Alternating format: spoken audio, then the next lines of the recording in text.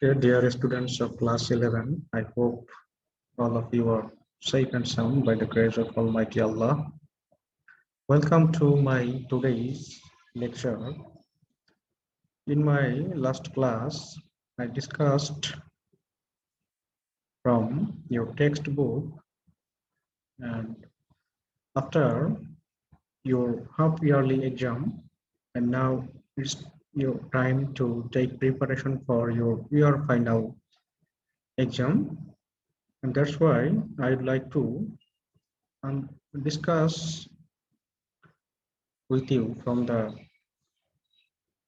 textbook and our according to your new book textbook, and our unit number will be 12 and lesson 1. The title of our lesson is water everywhere. And okay, now I would like to ask you to look on the screen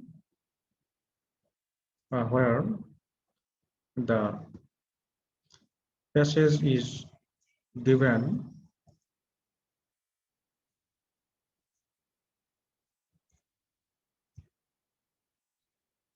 Okay, you can see the unit number is 8, but it was according to your old syllabus, and in the new syllabus our unit number is 12. However, the title of the unit is environment and nature, lesson 1, and the lesson is water everywhere. Now you can see 4 lines of a poem, and here it is seen that here we are told that now read the 4 lines from Samuel Taylor Coleridge's poem The Rime of the Ancient Mariner, and answer the questions that follow. The 4 lines are extracted from a famous poem, and the name of the poem is The Rime of the Ancient Mariner, and the poem was written by a famous romantic poet Samuel Taylor Coleridge. Okay, now I read the poem. Here it is seen that the water everywhere, and all the boats did shrink. তার মানে হচ্ছে যে পানি সর্বত্রই, and all the boats did shrink, এবং ওই জাহাজটা বা জাহাজের যে পাটাতন সেটা শুকিয়ে গেছে বা কুঁচকে গেছে। shrink means কুঁচকে যাওয়া। water everywhere, পানি সর্বত্রই, nor any drop to drink, কিন্তু পান করার মতো এক ড্রপ পানিও নেই। অর্থাৎ এটা দিয়ে আমাদের এই প্যাসেজটা শুরু হয়েছে, and now I am going to read the text. Okay, let's start. Coleridge's poem, একটা s আছে apostrophe পরে, it's not clear. Okay, the Coleridge's poem, a ballad, কোলরিজের একটা কবিতা, সেটা হচ্ছে একটা গাথা বা গীতি কবিতা, narrates the harrowing sea voyage of an old mariner. তাহলে সেখানে কি বলা হয়েছে? narrates, বর্ণনা করা হয়েছে the harrowing sea voyage, একটা পেইনফুল সি জার্নির কথা বলা হয়েছে, of an old mariner, একজন বয়স্ক নাবিকের, who at one point of his journey, যে তার জার্নির একটা সময়ে didn't have any water to drink, পান করার মতো কোনো পানি পায়নি, because of a curse. curse means অভিশাপ, একটা অভিশাপের কারণে সে পান করার মতো পানি পায়নি, এবং সেটা হচ্ছে তার একটা যন্ত্রণাদায়ক একটা সমুদ্র যাত্রায়, আর তার কারণ ছিল একটা কার্স বা অভিশাপ। ওকে, কার্সড অর নট, অভিশপ্ত হোক আর নাই হোক, উই নো, আমরা জানি, হাউ ইম্পর্ট্যান্ট কতটা গুরুত্বপূর্ণ drinking water in our life, আমাদের জীবনে পানীয় জলের যে কত গুরুত্ব তা আমরা সবাই জানি। আমরা জানি উই ক্যানট সার্ভাইভ, আমরা টিকে থাকতে পারি না বা বেঁচে থাকতে পারি না উইদাউট ইট মিনস ওয়াটার, পানি ছাড়া আমরা বেঁচে থাকতে পারি না। ইনফ্যাক্ট প্রকৃতপক্ষে বা বস্তুত 2/3 অফ আওয়ার বডি, আমাদের দেহের 2/3 is made up of water, অর্থাৎ আমাদের দেহের 2/3 পানি দ্বারা গঠিত। Not for nothing it is said, এটাকে কোনো কারণ ছাড়াই বলা হয় না যে the other name of water is life, অর্থাৎ পানির অন্য একটা নাম হচ্ছে জীবন। এবং কেন বলা হয় সেটা আমরা জানি। Is there a crisis in our time with regard to access to clean drinking water? এটা হিয়ার ইজ এ কোশ্চেন, আমাদের জানতে চাওয়া হয়েছে যে ইজ দেয়ার এ ক্রাইসিস, এমন কোন সংকট আছে কি ইন আওয়ার টাইম, আমাদের সময়, উইথ রিগার্ড টু, কোন বিষয়ে, কোন ক্ষেত্রে, access to clean drinking water, অর্থাৎ পরিষ্কার পানীয় জল পাওয়ার ব্যাপারে আমাদের সময় কি কোনো সংকট আছে কিনা। The United Nations in a meeting on the eve of the new millennium, millennium হচ্ছে সহস্রাব্দ, অর্থাৎ 1000 বছরের যে সমস্যাটাকে বলা হয় মিলেনিয়াম, অর্থাৎ এই যে নতুন সহস্রাব্দ, অর্থাৎ যে ওই তৃতীয় যে মিলেনিয়াম শুরু হয়েছে, সেই মিলেনিয়ামের বা সহস্রাব্দের প্রাক্কালে, অর্থাৎ শুরু হওয়ার পূর্ব মুহূর্তে কি করেছে, আইডেন্টিফাইড, চিহ্নিত করেছিল দ্য ড্রিঙ্কিং ওয়াটার প্রবলেম, পানীয় জলের বা খাবার জলের সমস্যাটাকে as one of the challenges for the future, ভবিষ্যতের জন্য একটা সমস্যা হিসেবে চিহ্নিত করেছিল এই পানীয় জল বা খাবার জলের সমস্যাটাকে চিহ্নিত করেছিল কে, ইউনাইটেড নেশনস মানে জাতিসংঘ, তাদের একটা সভায়। এবং সেটা কখন করেছিল, জাস্ট এই মিলেনিয়াম বা সহস্রাব্দ শুরু হওয়ার প্রাক্কালে। But do we need to ওরি about the problem, as ours is a land of rivers and we have plenty of rainfall? Again a question, কি বলছে যে but do we need to ওরি, আমাদের কি কি দুঃখিত হওয়ার মতো দরকার আছে কি, অ্যাবাউট দ্য প্রবলেম, এই সমস্যাটার বিষয়, অর্থাৎ এই পানির বা পরিষ্কার যে পানীয় জল পাওয়ার ব্যাপারে কি আমাদের কোনো সমস্যা আছে? অ্যাজ আওয়ার্স মিনস আমাদের কান্ট্রি, এটা is a land of rivers, যেহেতু আমাদের দেশটা হচ্ছে একটা নদীমাতৃক দেশ, অর্থাৎ একটা প্রশ্ন করেছে এখানে যে যেহেতু আমাদের দেশটা নদীমাতৃক দেশ, সেহেতু তবুও কি আমাদের এই এই ব্যাপারে বা পানির সমস্যার ব্যাপারে আমাদের চিন্তিত হওয়ার কিছু আছে? And we have plenty of rainfall, এবং আমাদের প্রচুর বৃষ্টিপাত হয়, রেইনফল মিনস বৃষ্টিপাত। বিসাইডস, পাশাপাশি, we have a sea in our backyard too, এবং আমাদের পশ্চাতে একটা সমুদ্র রয়েছে, যেহেতু আমাদের একটা ল্যান্ড অফ রিভার্স, তারপরে আবার বলেছে যে আমাদের প্রচুর বৃষ্টিপাত হয়, তাছাড়াও আমাদের একটা সমুদ্র আছে আমাদের পেছনে, সেই তারপরে কি আমাদের পানীয় জল পাওয়ার ব্যাপারে চিন্তিত হওয়ার মতো আছে কি কিছু? আচ্ছা, let's go to the next প্যারা।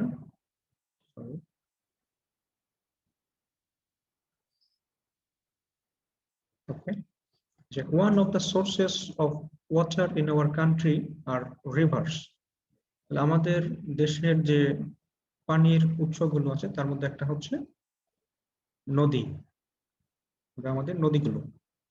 Reverse are everywhere in our life, literature, economy and culture, তাহলে নদী আমাদের জীবনের বা সাহিত্য, অর্থনীতি এবং সংস্কৃতির সর্বত্রই ছড়িয়ে আছে। But are the rivers in good shape, কিন্তু নদীগুলো কি ভালো আকৃতিতে বা ভালো অবস্থায় আছে?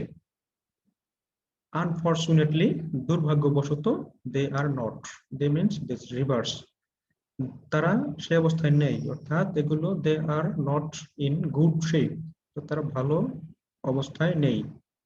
এ few are already dead, a few মানে কিছু, আর অলরেডি ডেড ইতিমধ্যেই মারা গেছে, নদীর কথা বলছে, তারা ইতিমধ্যে মৃত, মারা গেছে। এন্ড সেভারেল, এবং আরো কিছু, আর গোয়িং থ্রু, যাচ্ছে এগুলো, দ্য প্যাংস অফ ডেথ, অর্থাৎ মৃত্যু যন্ত্রণার মধ্যে দিয়ে অথবা মুমূর্ষু অবস্থার মধ্যে দিয়ে যাচ্ছে। অর্থাৎ তারাও প্রায় মরে যাওয়া, অর্থাৎ নদী মরে যাওয়া মানে শুকিয়ে যাওয়া এবং সেগুলোর নদীর যে গুণাগুণ বা কোয়ালিটি সেগুলো না থাকা বা পানি না থাকা, অর্থাৎ এগুলো শুকিয়ে গেছে অলরেডি, কিছু মরে গেছে এবং কিছু আছে যেগুলো মুমূর্ষু অবস্থার মধ্য দিয়ে বা করুণ অবস্থার মধ্য দিয়ে যাচ্ছে। The river the river Buriganga is an example of A dyeing river. এরপরে কি বলেছে, যে আমাদের বুড়িগঙ্গা নদী হচ্ছে এরকম একটা মৃতপ্রায় ডাইং, মৃতপ্রায় নদীর উদাহরণ। আমাদের বুড়িগঙ্গা নদীর কথা বলা হয়েছে। রিপোর্ট পাবলিশড, একটা রিপোর্ট প্রকাশিত হয়েছে ইন দ্য ডেইলি সান, অর্থাৎ ডেইলি সান পত্রিকার একটা রিপোর্ট প্রকাশিত হয়েছে এবং সেখানে কি ডিসক্রাইবস, বলা হয়েছে বা বর্ণনা করা হয়েছে যে what has happen to the river, এই নদীটার প্রতি কি ঘটেছে, এই নদীটার কি ঘটেছে, এন্ড হোয়াই, এবং কেন সেটা ঘটেছে সে কথা যে দ্য ডেইলি সান পত্রিকার একটা রিপোর্টে প্রকাশ করা হয়েছে।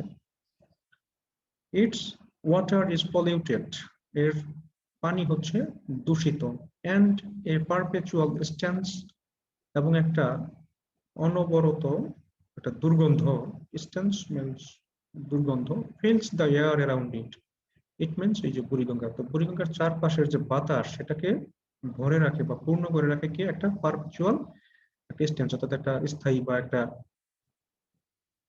মানে ইনসেশান্ট, মানে একটা সব সময় সর্বত্র একটা স্থায়ী দুর্গন্ধ এই বুড়িগঙ্গার চারপাশের বাতাসকে ভরে রাখে। But that is not what it was like before, কিন্তু এটা সেটা নয় যেটা পূর্বে ছিল বা পূর্বের মতো নয়। ওকে, দ্য রিপোর্ট সেজ দ্যাট, এই প্রতিবেদনে বলা হয়েছে, the river had a glorious past, এই নদীর ছিল একটা গ্লোরিয়াস মানে ঐতিহ্যবাহী বা সমৃদ্ধ একটা অতীত ছিল। Once it was a tributary of the mighty Ganges and flowed into the Bay of Bengal through the river Dholeshwari. তাহলে কি হয়েছে, যে once it was a tributary, এক সময় এটা ছিল একটা উপনদী ছিল অথবা শাখা নদী, of the mighty Ganges, অর্থাৎ যে বিশাল যে গঙ্গা নদী ছিল বা শক্তিশালী গঙ্গা নদীর একটা উপনদী ছিল, and flowed into the Bay of Bengal, এবং এটা বঙ্গোপসাগর অর্থাৎ বে অফ বেঙ্গলে প্রবাহিত হতো থ্রু দ্য রিভার ধলেশ্বরী, অর্থাৎ যে ধলেশ্বরী নদীর মধ্য দিয়ে এটা কোথায় পতিত হতো, বঙ্গোপসাগরে পতিত হতো। গ্রাজুয়ালি, ধীরে ধীরে, ইট লস্ট ইটস লিঙ্ক, সে হারিয়েছে তার যোগাযোগ, উইথ দ্য গ্যাঞ্জেস, অর্থাৎ গঙ্গা নদীর সাথে সে তার সংযোগ হারিয়েছে, and got the name Buriganga, এবং এটা নাম ধারণ করেছে, এটা কি নাম, বুড়িগঙ্গা, অর্থাৎ গঙ্গা নদীর সাথে সে তার সম্পর্ক বা সংযোগ হারিয়ে বুড়িগঙ্গা নাম পেয়েছে বা নাম ধারণ করেছে। দ্য মুঘলস, মুঘল মিন্স যে মুঘল শাসকরা, মার্ভেলড, চমৎকৃত হয়েছিল, at the tide level of the Buriganga, এই বুড়িগঙ্গার যে জোয়ারের লেভেল লেভেল বা জোয়ারের মাত্রা বা স্তর দেখে তারা মুগ্ধ হয়েছিল, and found their capital founded, এবং প্রতিষ্ঠা করেছিল তাদের ক্যাপিটাল মানে রাজধানী জাহাঙ্গীরনগর, তাদের যে রাজধানী ছিল জাহাঙ্গীরনগর, অন ইটস ব্যাংক, সেই তাদের রাজধানী জাহাঙ্গীরনগরকে প্রতিষ্ঠা করেছিল এর তীরে, ইন 1610, 1610 সালে। The river supplied drinking water, এই নদীটা কি করতো, সাপ্লাইড, তাদেরকে সরবরাহ করতো, ড্রিঙ্কিং ওয়াটার, পানীয় জল সরবরাহ করতো, and supported trade and commerce, এবং কি করতো, সহায়তা করতো কিসে, ব্যবসা বাণিজ্যে। অর্থাৎ এক সময় এটা মুঘলরা এদের এই টাইড লেভেল দেখে এর তীরে তাদের রাজধানী জাহাঙ্গীরনগর প্রতিষ্ঠা করেছিল, এবং এবং এই নদীটা কি করতো, তাদের যে পানীয় জল অর্থাৎ খাবার পানি সরবরাহ করত এবং সাপোর্টেড ট্রেড অ্যান্ড কমার্স এবং ব্যবসা বাণিজ্যের সহায়তা করত। জাহাঙ্গীরনগর ওয়াজ রিনেমড, অর্থাৎ এখানে প্যাসিভ ভয়েসে আছে এটা, জাহাঙ্গীরনগরকে পুনরায় নামকরণ করা হয় কি হিসাবে?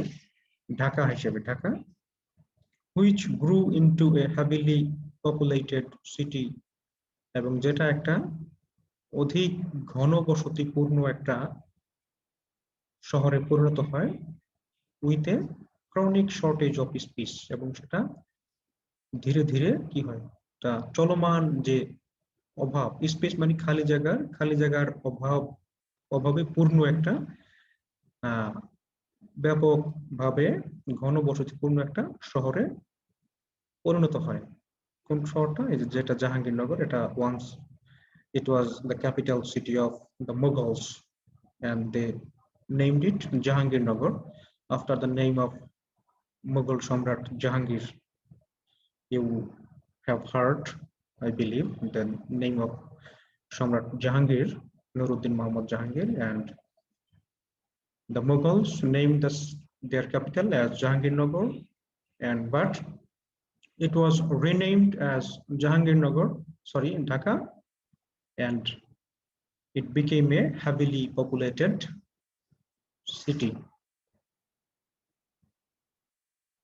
Okay, let's go to the next para.